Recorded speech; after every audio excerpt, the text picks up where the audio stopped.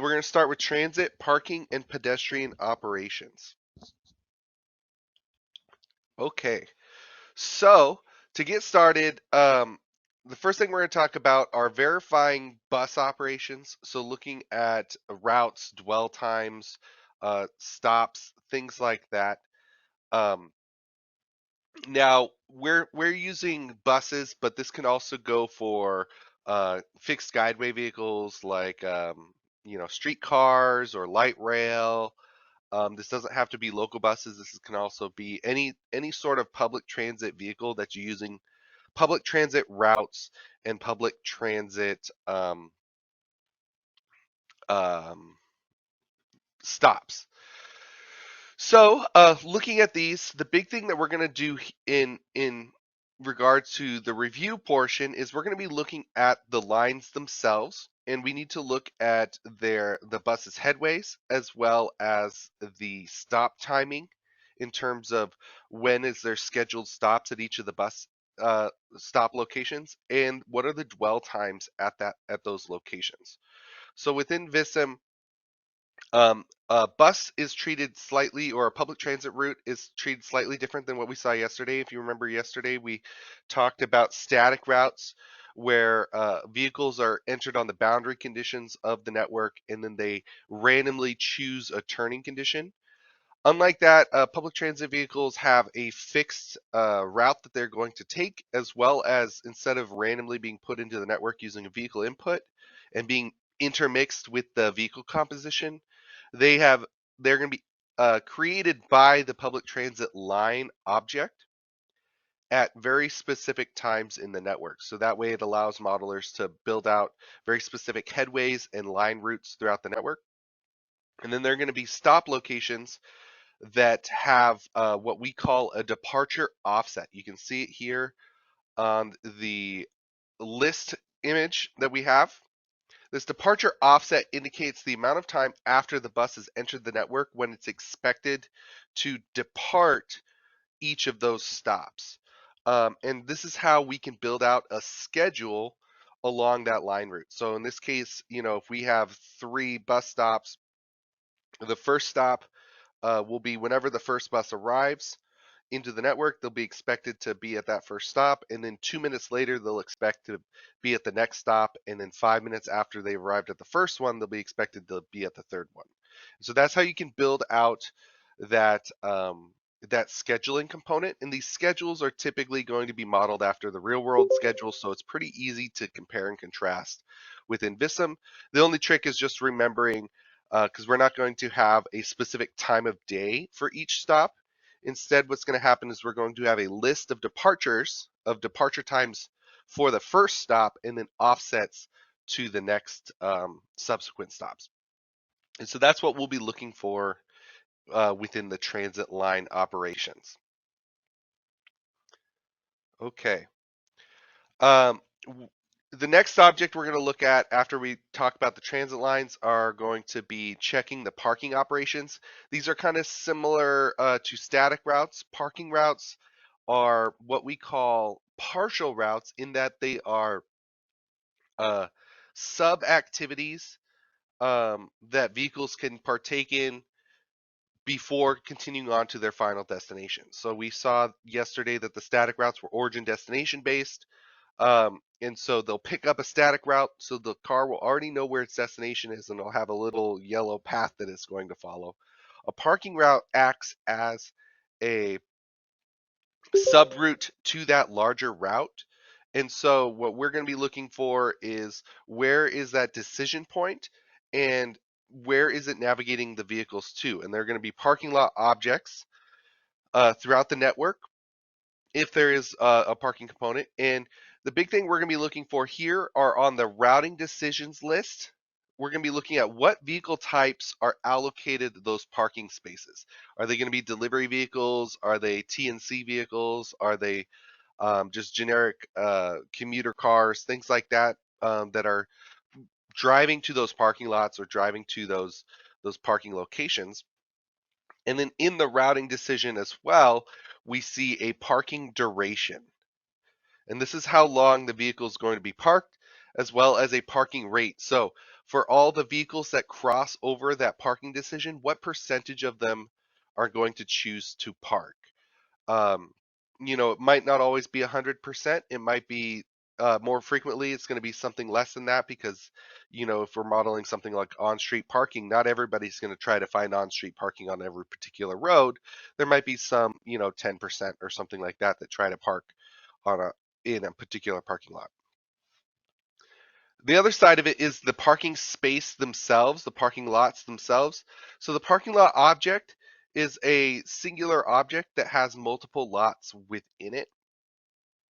A parking lot object is a singular object that has multiple parking spaces within it. And so we can define the parking space length.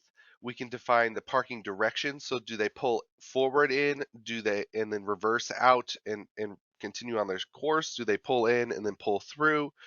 Um, and then the key distinction that we're going to be looking for that modelers will frequently make as a mistake are they will put in for the block time distribution the time they want vehicles to park.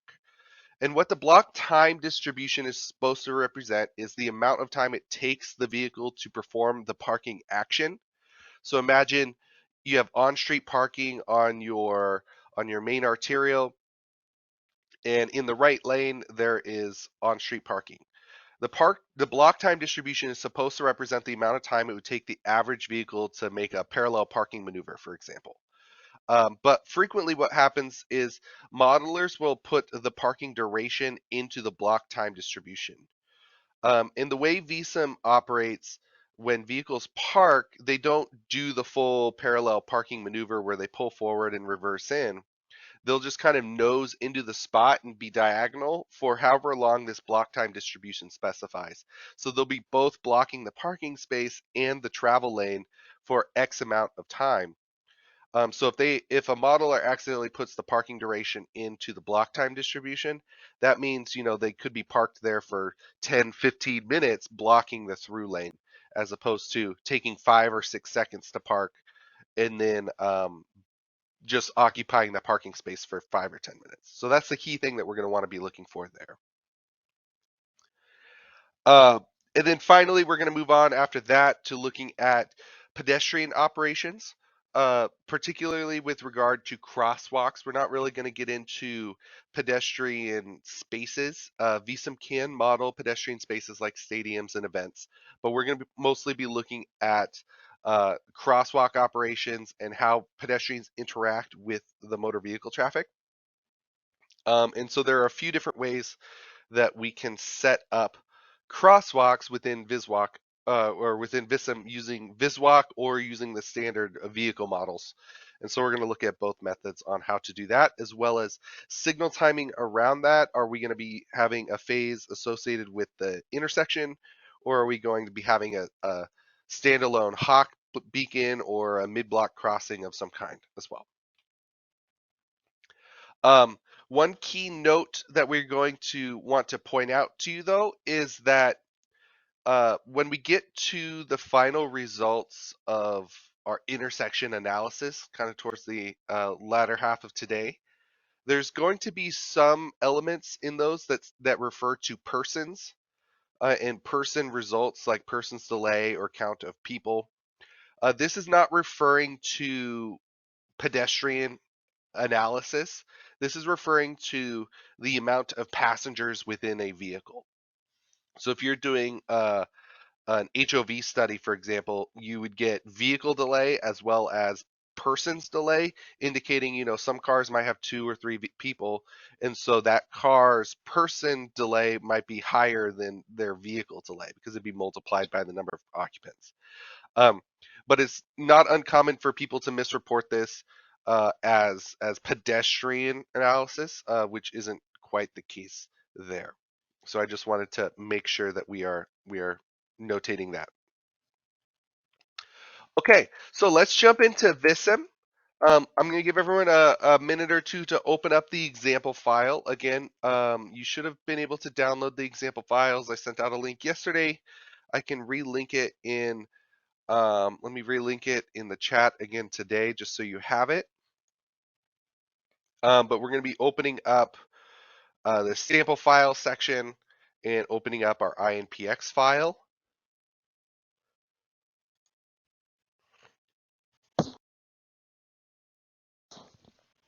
Please hold tight while I get that link for everybody. I'm going to type it into the chat right now.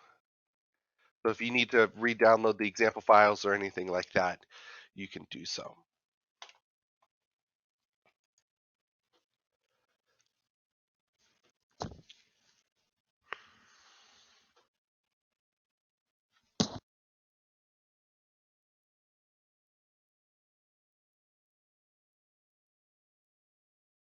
So again, I'm going to give everyone a minute or two to make sure that they can get their Vissim open, and then we'll continue.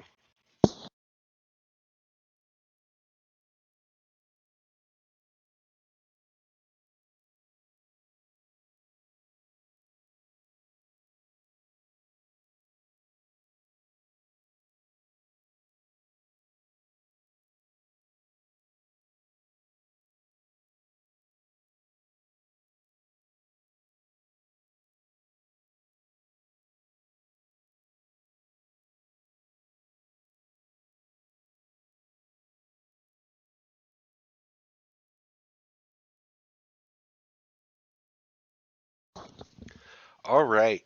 So in our model, if you haven't opened it yet, please take a moment to find your reviewers course checklist. You can drag and drop it. I tried to download Service Pack 4 yesterday, and it looks, I'm going to have to rebuild the layout file for Service Pack 4, and then I can re-upload that to the shared drive. So for those of you that are not on Service Pack 5, um, that might be the case. And okay, so one of you was saying, I got Service Pack 5. Does it work now? Now that you have Service Pack 5, was that the issue? If you try to open that layout file? Okay. So I'll have to maybe check out and see what happens, what's happening with it then. Okay. Um, so in our network layouts, what we're going to be looking for here is we're going to be starting with option number 24. So in our checklist, and we're going to be doing check transit operations. So that's what we're going to start with here. Now this layout, what it's going to do is it is going to indicate to us where the public transport stops are, and it's going to indicate it with red numbers. We can see that here on our network object list, that the public transit stops are active. They're not all grayed out, and the label is indicating as a red label, and then we have public transit lines that are indicated with a black label. Now, in this model, we can see we have a couple transit lines here, and then we have a few stops throughout that transit line. So I'm going to zoom in on this arterial here. And so here we have transit lines number 1 and 2, and then it looks like we have 4 stops. So let's take a quick look at just the mechanics of the transit lines.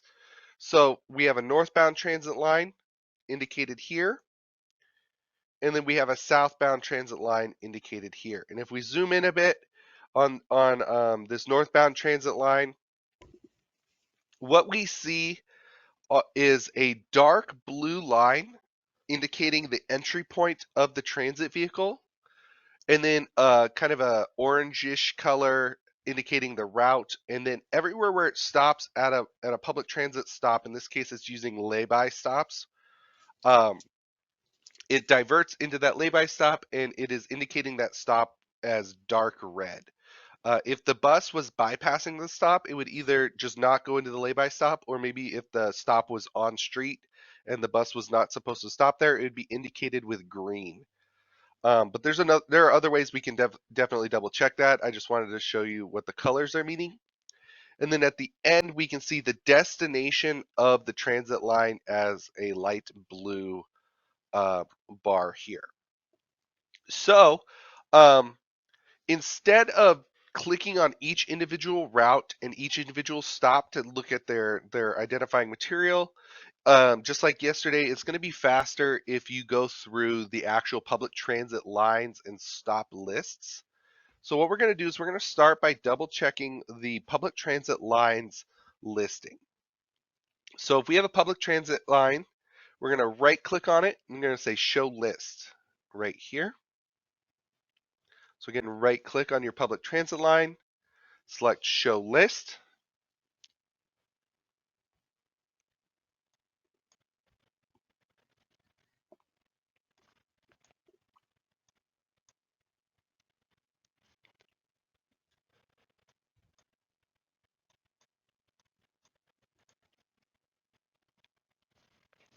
And in this list, when we open it up, the right side of the list is currently showing all of the different lines that are throughout your network. I don't have public transit options in my network. How do I make them come up? That could be a good question. If you right click on the network objects down at the bottom, there should be an all object types. If you might want to also check your license, if you go to help, license, that should take a second to open. There should be a public transit, public transport. If this is a dashed line, then that means it's not included in the license. If it has a check mark, then it is included within the license. So that'll be a good question as to whether or not you have it.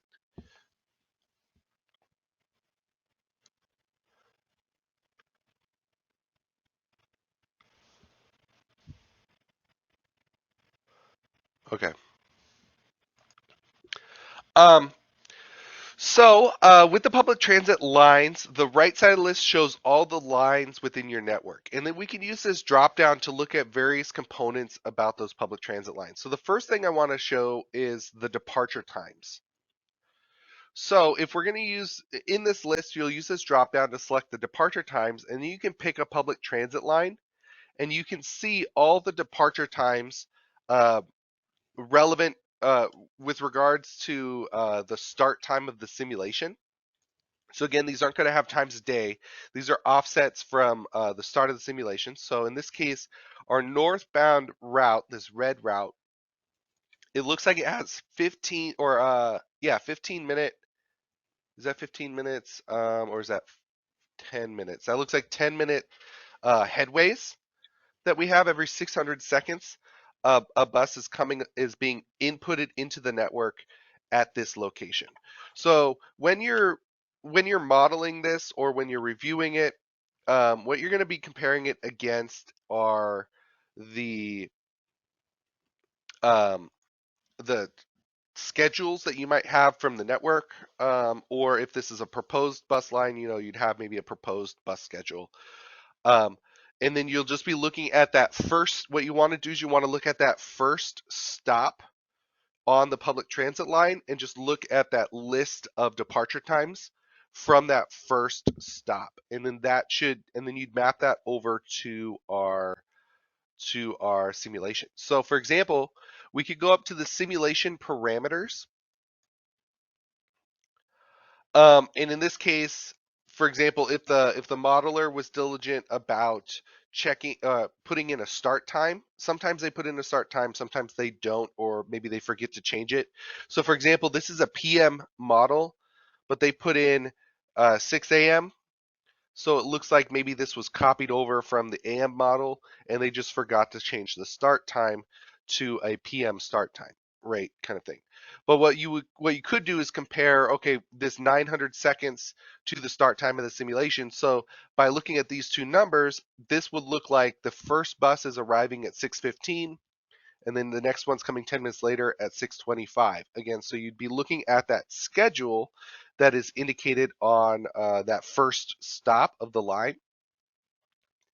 And then for subsequent stops, you would use this drop down to select line stops. And from here, you would look for the attribute called departure offsets for the subsequent stops. Now, for the first stop in the line, typically your departure offset is going to be one of two things. It's either going to be 0, or if the bus is significantly far away from the entry point, like for example, maybe they are driving on the freeway because you have a bus rapid transit, and for the first 5 or 6 minutes, the bus is on the freeway and then takes an exit and then gets to the first stop, then you'd want to put that first stop's departure offset, um, uh, including that travel time to that first stop. And then subsequent stops, again, you'd want that departure time offset to represent the amount of time it takes to get from the first stop to the second stop, including the dwell time of that first stop. So, for example, you're driving along, or sorry, the dwell time of the second stop. So, if for example the bus is supposed to arrive at stop 1 at 6:15, and then arrive at stop 2 at 6:17, you would or sorry, depart stop 1 at 6:15 and then depart stop 2 at 6:17, then you'd want this to be 120 seconds, so that way Vissim can track whether the bus is running on time or running late. That's a key differentiator between something like a planning model and a microsimulation model, is we will be entering in stop times and schedules for our buses, but the buses are still limited by their speed, the signal timing, and congestion around them. So all these values are going to do is track whether the bus is running on time or running late. The reason we want that value is specifically because then we can go ahead and start modeling things like transit signal priority to uh, adaptively control for buses maybe that are running behind or something like that. All right, somebody had a question. Sean, did you have a question?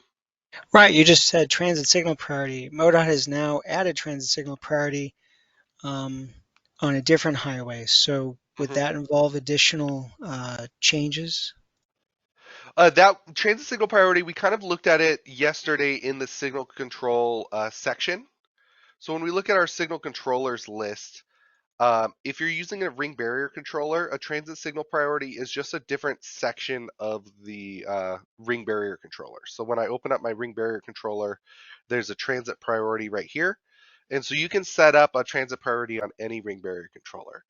And then you have specific triggers based on the vehicle type. So in this case, what you would do is you would go up to a detector. You'd place a new detector on the approach to the intersection, and in the detector settings, they can have it triggered based on specific bus lines or specific vehicle classes. And so you can configure the Vissim controllers around the bus lines as well. Okay.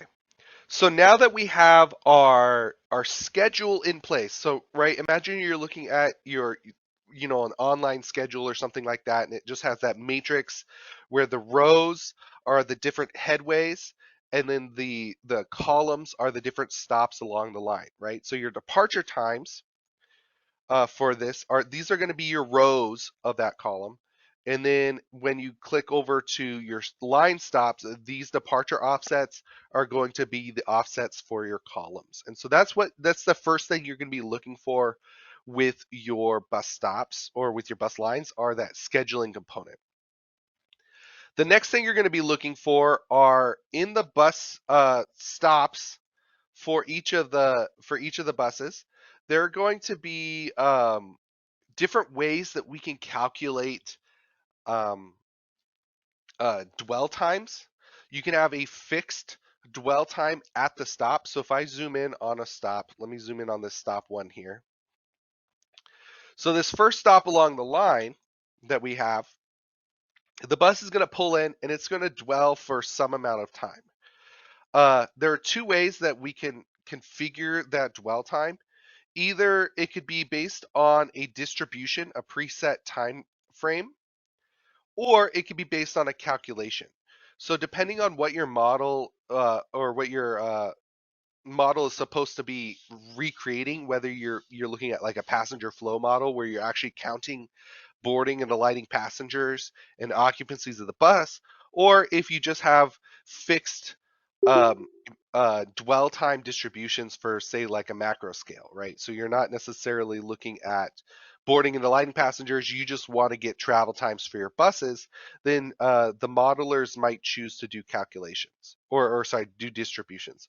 In this case, what you're going to want to do is you're going to want to edit this list because there's some things that we don't really care about here for, like, example, door closure delay and door lock before departure, stuff like that. So what we can do is on this stops side of the list, we can click this black wrench and select different columns that are probably more suitable for what we're trying to do. So we're going to click this black wrench, and I'm going to get this door lock duration out. I'm going to select door closure delay. I'm going to remove that. Pedestrians as passengers, I'm going to delete that. Um, and then change of driving direction, I'll delete that for now. So we want to see whether or not it's going to be a distribution or not. And if it is a distribution, what we want to see is the dwell time distribution itself. So I'm going to find that on the left side of the list over here. You can also just type in dwell and look for dwell time distribution. And then we can click OK, and we can see that in this case, the buses are using a distribution of plus or minus about 30 seconds. And so what this means is the bus will pull in and arrive, and it will hang out at this bus stop for about 30 seconds and then pull back out into traffic and go on to the next bus stop. So those are the two key components in the Vissim public transit model that we're going to be worried about from a reviewer's perspective, at least from this initial setup, and then we can look at evaluations later on down the road.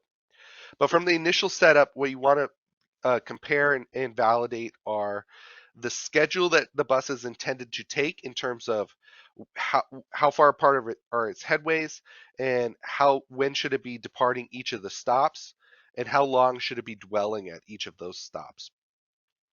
Um, and then the last thing that we'll look at are the public transit stops themselves.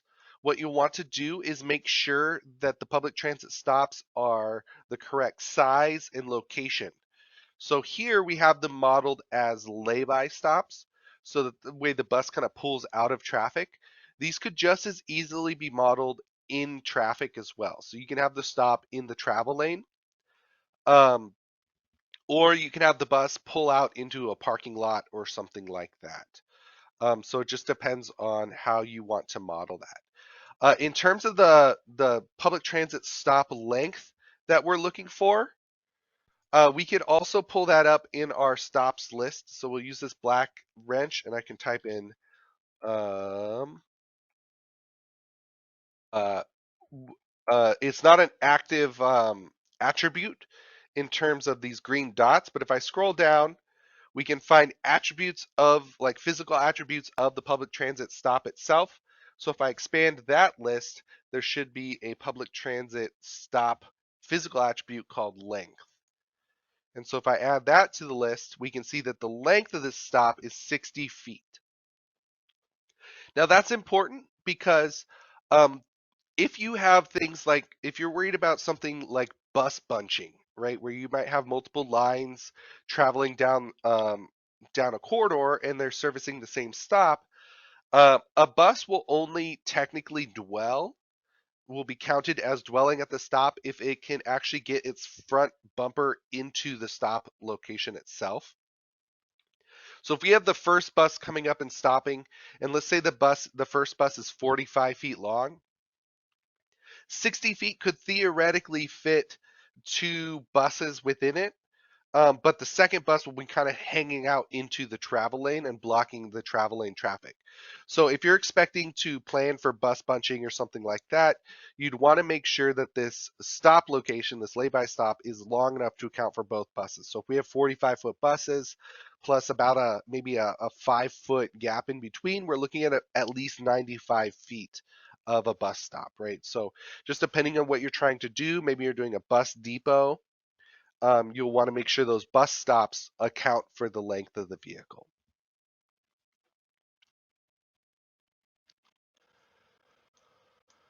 And then, just like I was saying a couple minutes ago with that question, if you are doing something like transit signal priority, that's where you would probably then at this point bounce back into the signal timing aspects that we reviewed yesterday. And the key things that you're going to want to be looking for with those are any detectors that are specific to buses and any signal heads that are specific to buses. So in this case, you can open up your detectors list. And here we can see a column that says all vehicle types and then vehicle classes. So in this case, if you find that you have a like a transit signal priority detector or something like that, um, this checkbox should be turned off, and then a specific vehicle class for bus should be assigned to it. We could also pull up the attribute for public transit line as well. Um, and so in this case, we'd be able to identify if it has a specific line associated with it, because maybe some lines don't trigger the TSP and other lines do. For example, maybe you have some local buses versus some bus rapid transit, right? Where BRT is going to trigger, queue jumps and things like that, and the local buses are not. So those are some other things that you're going to want to look for and validate that they've been properly coded into the network.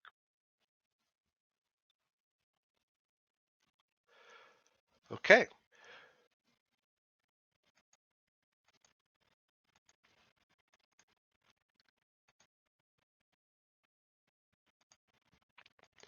All right. The next thing that we're going to look at after we finish up with that public transit, and again, we talked about it from the perspective of buses, but you can also have light rail or heavy rail or streetcars or microtransit or shuttles.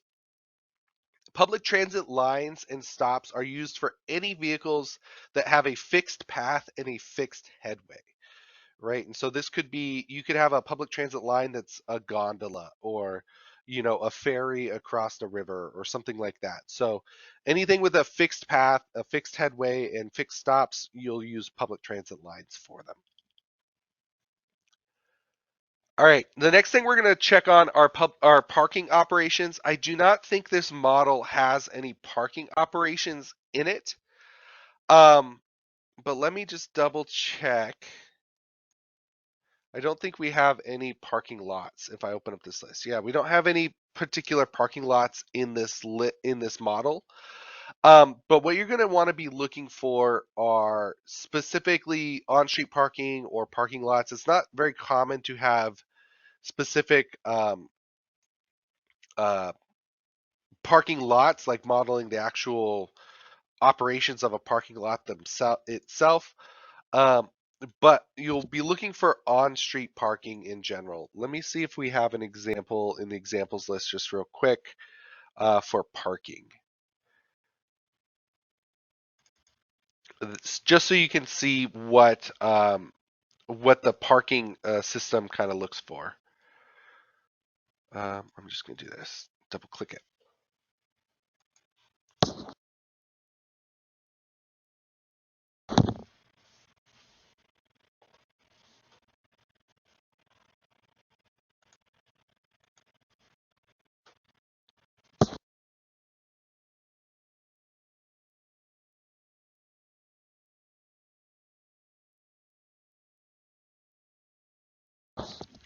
All right. So with regard to parking, like I said before, with your standard model, you're going to have a vehicle input that is inputting a flow rate of vehicles at the entry point. And then you're going to have a static routing decision. We looked at this before, where the static routing decision is kind of the origin destination route or the parental route, however you want to consider that, from the perspective of this is the overall destination of the vehicle. Now, within our routes on the route objects on the left here, the parking route we see it has a parking lot option. And the parking lot route is a sub route within the larger static route. So this is kind of an intermediate activity on the way to your destination, kind of thing. And so what I'm going to do is I'm going to open up our layout file, our reviewer's checklist, just on this file so we can kind of see what that would look like. So I'm going to share there, and I'm going to find our parking option. So 25, check parking operations. What this will do is this will pull up labels indicating where the different parking lots are in our network. And you'll also want to check out the parking routing decisions. Now, again, just like with public transit and a few other things, this is easier done through the listing, especially if you have a lot of on-street parking or parking lots modeled in your network. So I'm going to right click on parking lots. I'm going to say show list to open up my parking lots list. But I'm also going to right click on my vehicle routes, and I'm going to select show list for our parking lot routes.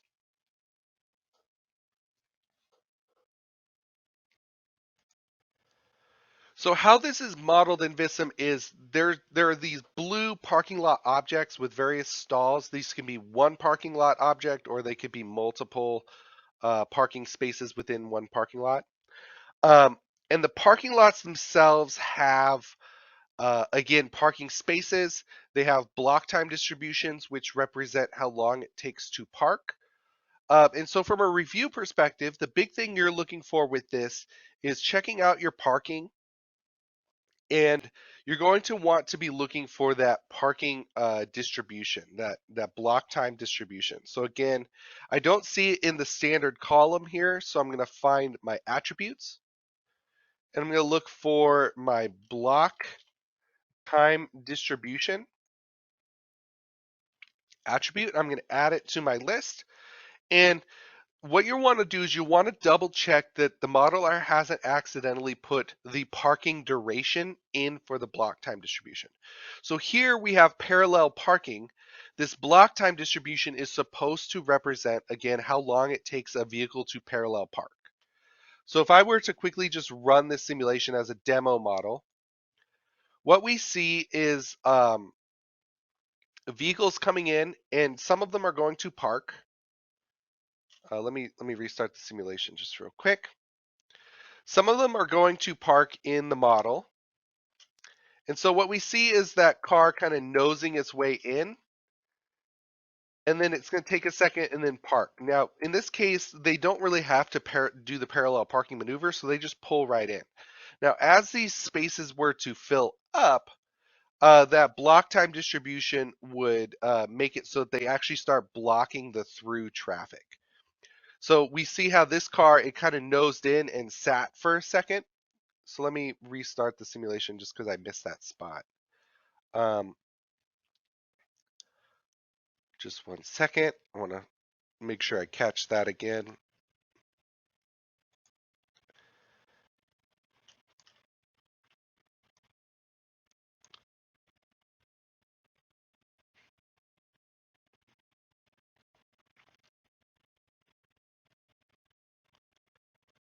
All right, so we see this white grayish car pulling into the parking lot spot, and you see how it kind of noses in, and its tail end is kind of hanging out into the through traffic.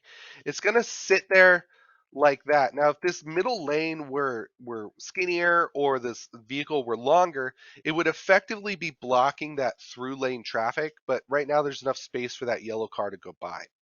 And this is the block time distribution. Again, this is probably the most common mistake that happens with parking lots is people put in the parking duration, which is different because if we look, this car has been dwelling here for some amount of time, but is not blocking the through traffic. So that's the key thing that you're going to want to look for on the parking lots themselves are the size of the space, the location of the spaces, as well as the block time distribution indicating how long it's going to take to park. And then on the routing side, so we have our parking route list. Again, right click, show list on vehicle routes, and you're going to pull up the parking lots. The big one you're looking for here are On the right side, this is the decision point. And then when you select a decision, you see all the parking lots that are associated with that decision. And typically these are kind of block by block. So there'll be a decision at the start of the block, and then you'll be looking for some percentage of those vehicles that want to park on that specific block, and then a duration associated. In this case, it's plus or minus 3 minutes. So there is a dwell time distribution associated with it of about 3 minutes. And so those are the key components that you're going to be looking for on the parking side of things. Now, we don't just do parallel parking. You could also do angled parking, all the way up to 90-degree angles, where vehicles pull in and then reverse out and things like that. So there can be more complex parking maneuvers. Um, and we also have a parking lot creator. So when you see this generated by, it will either say user or by Vissim, and that will indicate that they use the parking lot creator if it's not generated by the user. Um, but that doesn't really have play a role in the sense of how does Vissim calculate parking. Um, Now, in terms of vehicles that are parking, their overall after they've completed their dwell time, they'll pull out and then they'll continue on whatever route they were on before. So that's why we have this overall parental static route. Um, and what we'll want to be careful of in moving forward into the evaluation section is if you do have parking, that will siphon off some of your counts from your node to node counts, and so you might have a discrepancy in the number of vehicles that left one node and have entered another node, and so you want to be careful that you're not forgetting that there are parked vehicles in those locations. Okay, so that is the parking component. I'm going to close that down. The next component we're going to look at are the pedestrian components. So for pedestrian operations, again, looking at this model, um, I don't remember seeing any crosswalks in any locations off the top of my head. So what I've done is I pulled up another demo model. It's just a downtown Boise model that's in our example directory. Um, And what there is in this model is there are both intersection level crosswalks. So if I zoom into a specific intersection, you can see that we have crosswalks indicated here, and they have their own set of signal timing. So just like before, what I'm going to do is I'm going to take my reviewer's checklist overlay, and I'm going to overlay that onto our Boise model, show entire network, and I'm going to find my number 26, check pedestrian operations. Now, in this case, the objects we're looking for are conflict areas, priority rules, signal heads, detectors, and then either vehicle inputs and routes or pedestrian inputs and routes, because there's two different types of pedestrians in Vissim. So if I zoom in on just a standard intersection here, what we see are crosswalks that are built like vehicle links. So just like how a vehicular roadway would have two links, one going in each direction, if you're using the vehicle model pedestrians, so if we go to base data vehicle types, if you remember, there's a vehicle type pedestrian, right? So we have vehicle types, man and woman here. Um, and so in that case, they are entered into a vehicle distribution. And then we just have a vehicle input that is inputting pedestrians onto uh, a link as if it was just a normal car. So they have all the same structure in terms of link structure, routing structure, and signal structure as a vehicular. So you just treat it as another mode of transportation, pedestrian transportation. Um, Another way that we could do this is if I move down the road a little bit, the link could be flagged as a pedestrian area, in which case this is now going to be using the VisWalk pedestrians. Now, VisWalk pedestrians have more realistic walking behaviors. They have crowd dynamics, things like that. So if you're just using crosswalks to model conflicting flow to the vehicular traffic, this is probably what the engineer is going to go with, or the modeler is going to go with, is just these standard crosswalks because they're quick and easy to set up. But if you're going to have like a mid-block crossing, or you're going to have heavy pedestrian flows where crowds are going to be spilling out of the crosswalks and things like that, then you're probably going to want to use the Viswalk pedestrians because they have more crowd-to-crowd dynamics, where they could, if there's no space in the crosswalk, they'll kind of spill out and cut their way through queued vehicles and things like that. So they'll have a little bit more intense calculations on that side. In which case, the setup is a little different. So what we've done here is we've set up a standard mid-block crossing using the vehicle classes and vehicle types. Now our overlay, what it's going to do is it's going to indicate where these non-vehicle type, these Viswalk pedestrians are being used, and it's going to color those links blue.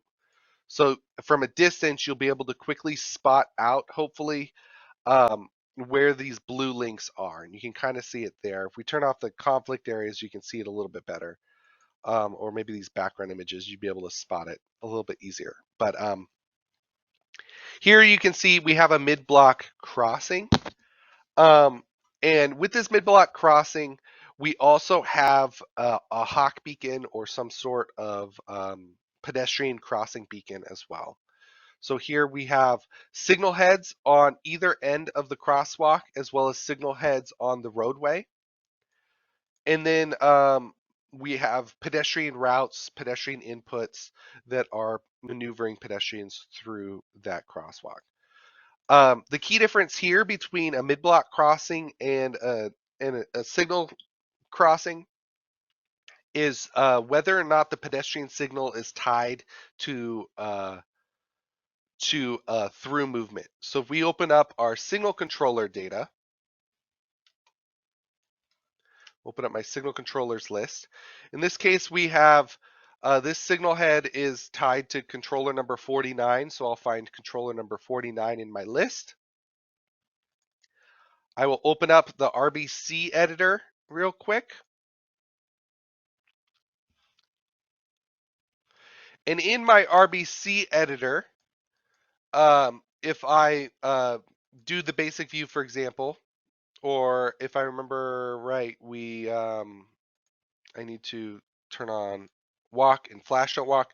You can see that we have a walk phase here, and that walk phase is now included below our pedestrian signal group number. There we go. So we have phase 2, the parent phase, and then we have phase 102, all aligned in the same column.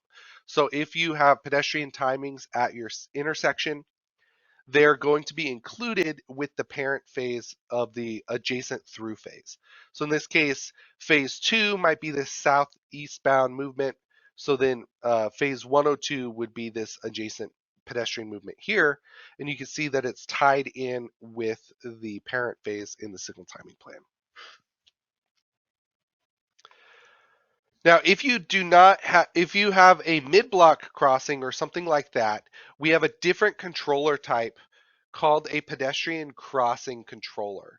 And what this is supposed to represent is your standard hawk beacon on-demand controller.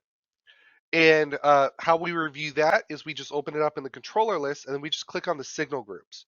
And you can see the minimum green timings for each movement.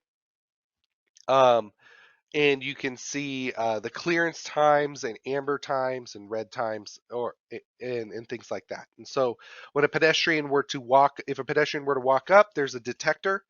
They step on the detector that is simulating them pressing the button, and then that will trigger the mid-block crossing beacon.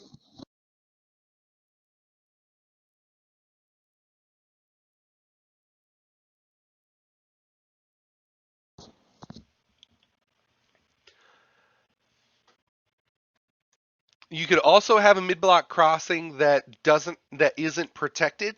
It's just a yield-based crossing, which we see here done with priority rules. So we just have yield behaviors where in this case, this lane is yielding to various pedestrian movements. And so we see, if I zoom in here, you can see this green line is bolded, this green line is bolded. So you'd just be double checking, again, those priority rule configurations that we talked about yesterday. What is the minimum gap time? What is the clearance interval? Things like that. Or you could be using a conflict area, in which case you're going to be checking your safety distance factors and your front and rear gaps.